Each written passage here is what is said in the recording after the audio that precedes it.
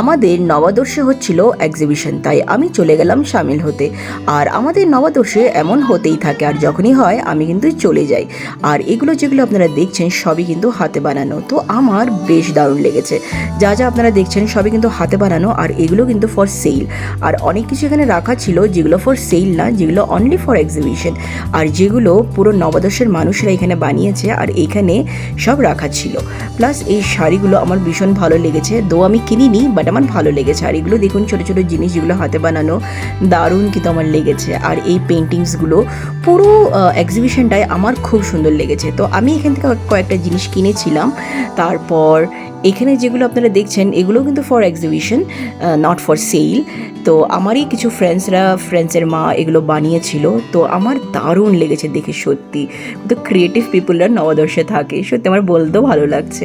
তারপর এখান থেকে এই লকেটটা আমার দারুণ লেগেছে। প্লাস এখানে যে আপনারা দেখছেন খাওয়াগুলো, এগুলো কিন্তু নববর্ষের ছেলেরাই বানিয়েছে।